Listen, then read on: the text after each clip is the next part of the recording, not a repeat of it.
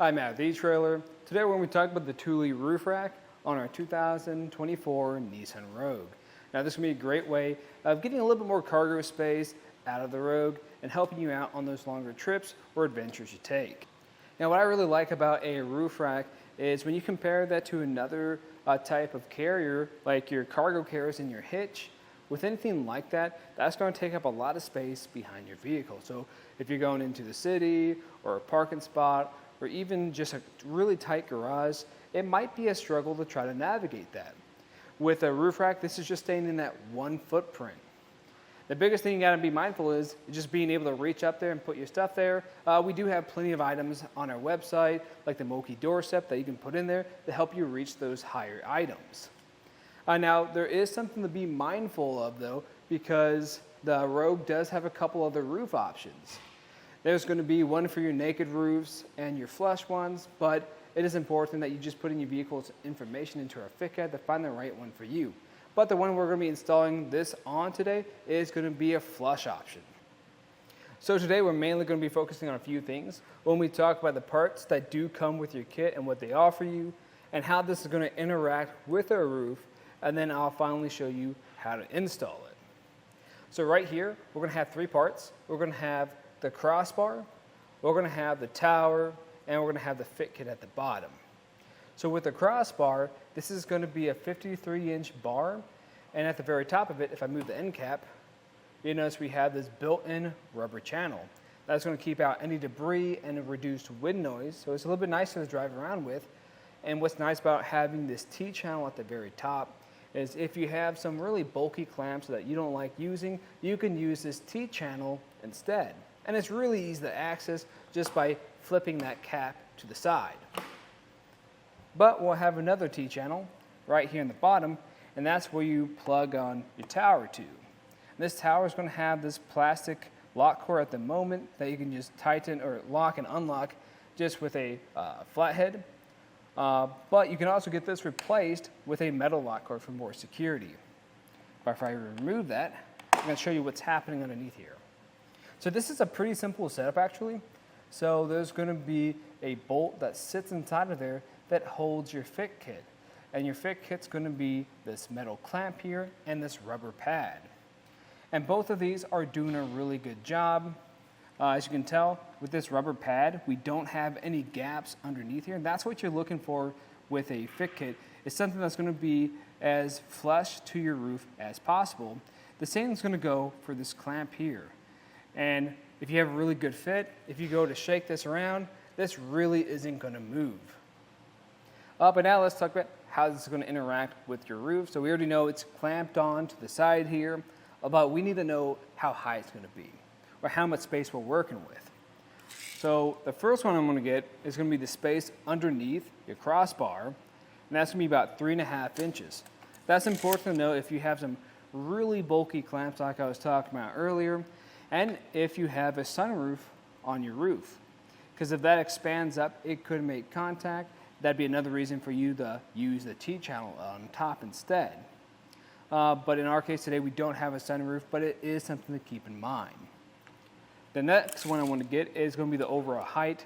That's going to be sitting at around 4.5 inches. So it's not going to be too high up. I do recommend just making sure you get the total height of the vehicle, the crossbar, and then anything you have on top of that, so you know if you're going to make it underneath a spot like a garage. Another thing to keep in mind is your overhang. We don't have a whole lot here. For the total distance out, it's going to be 3 inches, and the usable space at the very edge is going to be more like 2 inches. That's important to know if you have any type of gear and you want it at the very edge of your crossbar, whether that's going to fit or not. Anything like a ski carrier, so making loading and unloading a little bit easier for you. And the last measurement I'm going to get is going to be the crossbar spread. That's the front of one crossbar to the front of the other one, and that's going to be a little bit over 28 inches for us. So that's a good amount of space, and it's important to know because if you have gear that only works with certain types of spreads, you need to know if that's going to work with your roof or not. And before I forget, this is going to have a max capacity, but typically what's going to be your weakest link is going to be the roof itself. So what I'd recommend doing is finding the max capacity of your roof and your roof rack, and then go from the lowest rated component so you don't damage anything. And if you guys do decide to go with this, and let us know how you're using it, what type of gear you're putting up there in either a picture or a view. But in my opinion, I think this is a pretty standout roof rack, since it is going to look really nice up here and it's easy to work with installing and putting your gear up there. So to begin the installation, we're going to lay everything out. So I already have one of the crossbars already installed, but it's going to be the same process. We're just going to use a couple different measurements, and some of your fit kit components are going to be slightly different. And speaking of that, we are going to have a hook for each of your towers, so there's going to be 4 of these, and we're going to have this base pad. Here's a better look at that and what it's going to look like. And then on top of that, we're going to have the towers go in all 4 corners, and the end caps that come along with them. And then you're going to have your crossbars. You're also going to have a tool that comes with your kit. That's going to be this torque device, so you can make sure you don't over tighten something.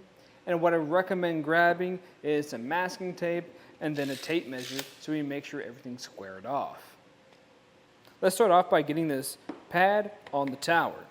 All you have to do for this is flip this around.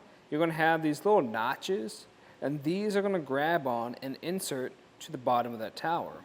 You're just going to fit this around the contours of that base until it kind of just plugs in together. Apply some pressure, and it'll grab. With that done, you'll also want to take note of what numbers are what.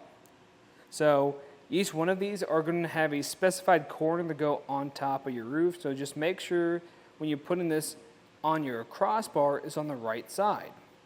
So speaking of which, you want to make sure the crossbar is facing the right direction. There's 2 indicators to let you know which way is which. You're going to see we have these little arrows on here. We want these to be pointing forward. Another indicator, if that's a little bit hard for you to see, is we're going to have the thicker side facing forward. So I know this right here is going to be on my driver's side. So just make sure that this base pad is going to be in correlation with that. Once we figure that out, I'm just going to flip this around. And I'm going to remove this end cap by pressing on this tab here, pulling that out. With that removed, I can put the tower in place here. And the way we're going to do that is we're going to line up this bolt with this channel.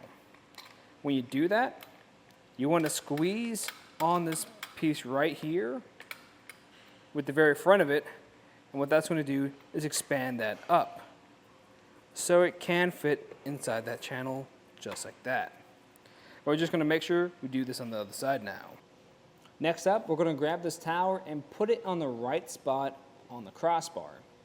So to do that, you're going to reference your instructions again, and you're going to find the number for the distance of where this is going to sit here. And we're going to have a ruler that's going to correlate with that number. So I'm just going to adjust mine until it matches what I have. And the front and the rear crossbar will have separate measurements, so make sure you got the right one for which one you're working with. Again, I'm going to squeeze on the back of this. Once I have that adjusted, I'm just going to push the tower right up against there. But I'm not going to push hard, just gently, until it's not going to move anymore. Once that's done, do that on the other side. Now we can come over here with our crossbar and put it up here. Again, I do want to reiterate, these bases are going to have specified sides. So right here, when I put it up here, the one closest to me, I know that this pad here is going to specifically fit on the driver's side rear door. Again, that's going to be that rubber pad on the bottom of here. So just make sure you check your instructions. It should have a number on it, and you can just make sure that this is going to be the correct spot for it.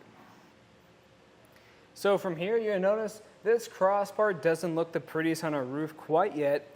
Before we adjust this any further, what I'm going to do is I'm going to take the measurement from the front of the front crossbar to the front of the rear crossbar, and we're going to make sure that's the same number we have in our instructions. If we need to adjust this, we can just move this slightly in on one side or push it out until we have in the spot where we need it to sit. Then just make sure you do that on the other side so it's squared off, and then we can make some more adjustments if we need to. Now in your case, if you haven't had the front crossbar on here quite yet, the way you can get that measurement is you're going to measure right here on your roof at the very top of that windshield all the way to the very front end of that tower. Once you get that, do it on both sides, make sure it's even, and then you can get that measurement for the back one. Now if you need to make any adjustments, because sometimes you might be a little bit off like we are back here, you can tell that this rubber pad isn't grabbing on to this lip here. So what you can do, you got two options. You can grab some masking tape and put it on either side of it so you know exactly where this sits on your roof. Or if it's just barely off, what I'll do a lot of times is just push this in until it grabs on. That's only going to be maybe 1/8 of an inch at the very most that I was off by. But if I'm off a lot further than that, then I'll typically take the complete thing off and then I'll bring it in at the same measurements on either side, so it's still pretty even. But now we're looking like we're in a good spot, and now I can grab my clamps. So the way we're going to put this in is by opening up our door. Then we'll come over here. You're going to have this block, and this is going to fit right in there, and that hook's going to grab on the inside of it. Now, sometimes you might have to lift up on the whole tower. That's why it's not a bad idea to grab some masking tape, just in case you kind of lose your grip. It moves a decent amount.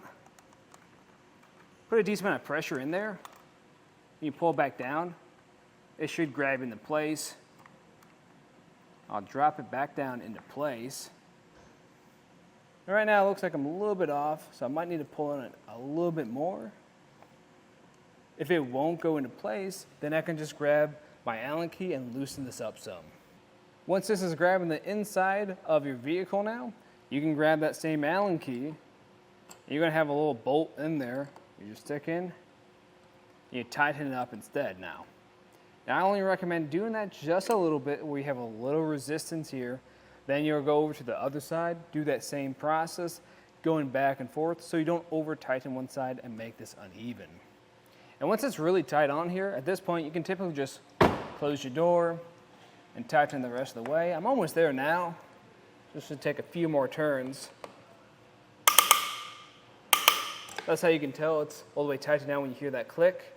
And you can tell that this is all the way flush around, so we got a good fit on here.